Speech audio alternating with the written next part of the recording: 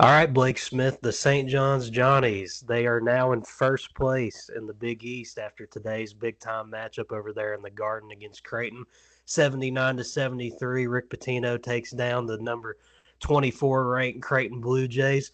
Blake, this was an amazing college basketball game from start to finish, a Big East battle at its finest. And we got to get on here and talk strictly St. John's because even beyond this game, they're having an incredible season. Rick Pitino has completely turned things around there, and he made a statement today because now they sit firmly atop of the Big East. Yeah, I mean, I'm honestly like at a loss of words at how well played that game was for St. John's. I mean, that second half, they were just getting any looks they wanted. On the defensive end, they controlled that game completely. Creighton was like what 6 of 28 from three, Eight around in for that 30 range. from three. 8 for 30. When you're Yeah. holding a team to that low of percentage shooting from behind the arc, I mean, chances are you're probably winning that game. And I mean, that's exactly what the Johnnies did in this one. Rick Pitino, as you said, he's unbelievably coaching this team this season. And I feel like second year go at it for Rick Pitino at like wherever he coaches is a huge difference from that first year wherever he goes. Louisville, Kentucky, and now St. John's as well.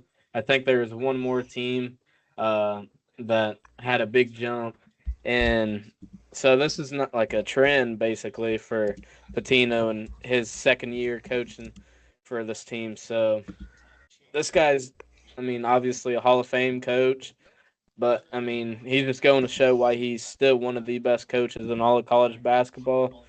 I don't think enough can be said about the St. John's team as a whole, too. Like, I'm sitting here today, and I'm all in on them being like national championship contenders.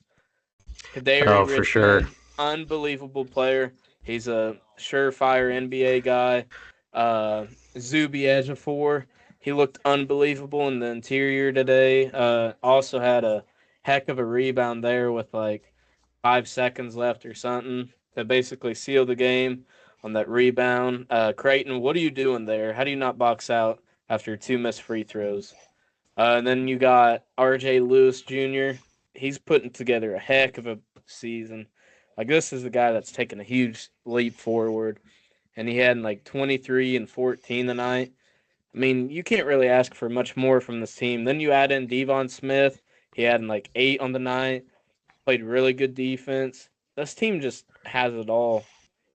They really do. And you mentioned Rick Pitino's success everywhere he went, Louisville, Kentucky, obviously. And even at Iona, too. He took that program to the Iona, that's the NCAA other team tournament. I was looking at. I Yeah, couldn't, I was blanking it. Long day at work yeah. today. That one run that he went on a couple years ago, they were actually kind of falling behind in the conference there, and then he pieced it together and got them that automatic bid. Yeah, But as far as this team goes, I mean, I think it's safe to say that when the bracket comes out, depending on the kind of draw they get, I might be taking them all the way to the Final Four because there's dudes all across this team. I mean, Kadari Richmond, he was one of the best players in the portal. He's been an absolute stud. R.J. Lewis and Zuby Ejiofor, those guys are phenomenal. Physical dudes that can stretch the ball out and shoot as well. The only really gripe you can have if you're Rick Pitino in this game is the free throw shooting was a little bit sketchy, 17 for 29 on the day. That was pointed out on the broadcast a couple of times. And then on the Creighton side of things, just a lot of mistakes down the stretch. They really could have drawn the game a little bit closer. Ryan Kalkbrenner, he went down at one point in the second half. It looked like a serious injury. He was grabbing his foot in a lot of pain. And he pulled a Willis Reed and came back out there like they said on the broadcast as well. So Creighton, they just fell short of expectations in this one. They're sitting at second in the Big East right now. I guess we'll turn the table to them for a second before we heap some more praise on the Johnnies here. Blake, what do we think about Creighton moving forward past this game? And obviously, you hinted at some of their struggles in this performance, but overall, what do we think about this team? Because they struggled in non-conference, but you got to give them their credit. They've bounced back nicely in Big East play, and they're going to be safely in the field at this point, I think you can say, and they're going to be fighting with St. John's all the way down the stretch in the Big East. they should win out the rest of the way. I mean, they got Georgetown, DePaul, both those games at home. At Xavier could get a little interesting. But then they got Seton Hall, which granted they just took down UConn, but UConn showed like zero fight whatsoever in that game. And then they go on the road at Butler. So I mean, these are all winnable games, to be honest with you. Uh, I don't know about NCAA tourney, like their outlook. I mean, Kalkbrenner, or this team is as good as Kalkbrenner and Ashworth are, and that's how far they can take them. If they're both on, then I mean, you're looking at maybe round of 32, possibly Sweet 16. But I don't know. I'm just not a huge believer in this team as a whole. I mean, they struggled from three tonight. They were really awful with ball protection. They had, I think, 15 turnovers on the night. Then you look at St. John's on the night, 5 turnovers in the entire game. Like, that's unreal to even look at. Beautiful ball play by them. And then to get back to Creighton, Frederick King, he's another guy I think has shown some promise for them. But just moving forward, I'm not a huge believer in that team.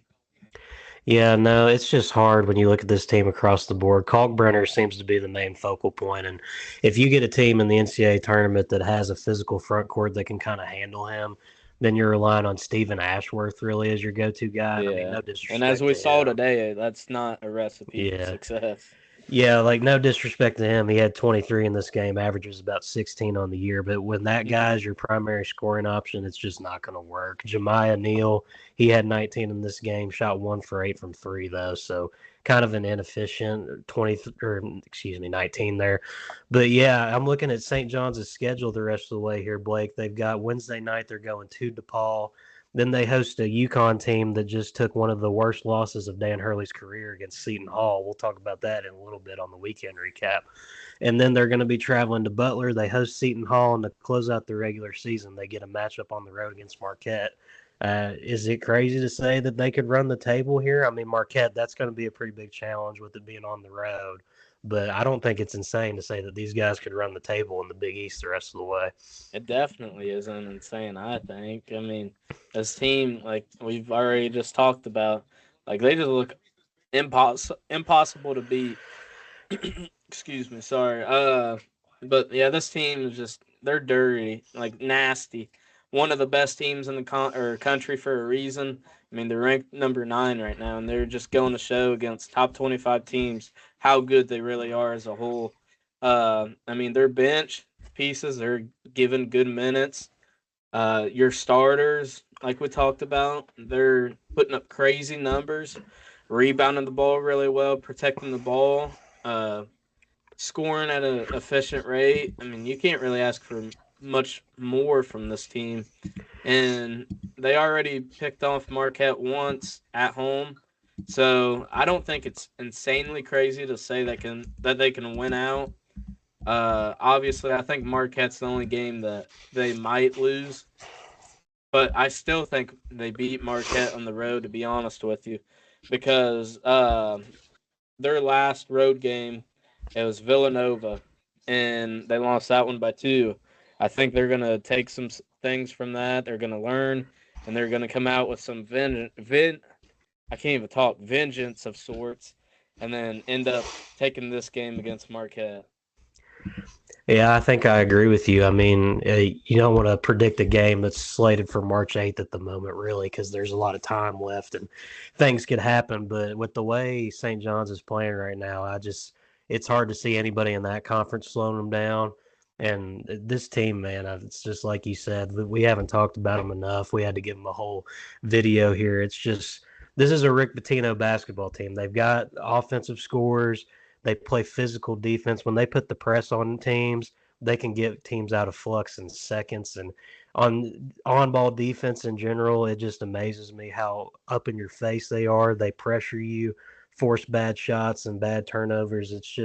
It truly is the DNA of a Rick Pitino team. And I mean, if things keep trending the way they are, Blake, I think Rick Pitino, he might be starting to insert himself in some coach of the year conversations here. Hmm. Obviously in the Big East. In the Big East, it's his to lose, but nationwide as well. I think we could be looking at Rick Pitino. I mean, it sounds like it's 1996 here all over again. He might be the coach of the year in college basketball. Yeah, I definitely don't think it's crazy to say that too. But it's just kind of a hard thing to like really predict because there's so many coaches that are deserving. You got Pat Kelsey, Bruce Pearl, unbelievable job he's put together. And you got Rick Hmm. Pitino, TJ Hotzelberger, Nate there's Oates, Nate possibly. Oates, Todd yeah. Golden. Yep. And just a big old list, a lot of dudes who can coach the hell out of their players. So, Yeah. I mean, I think I sit here today and say they're top five, or Rick Pitino's top five in those talks. Um, I used to think that Mark Pope would or should be top three in those talks, but I mean, as of recently, and their defensive struggles, which I mean, you can put some blame on injuries, but even when they're fully healthy, they just don't look great defensively. So this is a team that's been picked off a lot too this season. So I don't think Pope's top five anymore. I would Uh, say, Coach of the year if talk. yeah, I'd say for Rick P, I'm going top three. I think maybe number one is Bruce Pearl, second Pat Kelsey, and then maybe three you got Rick Pitino there, and then rounding out the top five, Yeah. Golden and Oates. We'll probably do a whole video at some point on Coach of the Year talks. That's besides the point. But yeah, St. John's, they're the top dog in the Big East right now. Not what a whole lot of people were expecting coming into the season. So major shout out to Rick Pitino. He's got those boys rolling.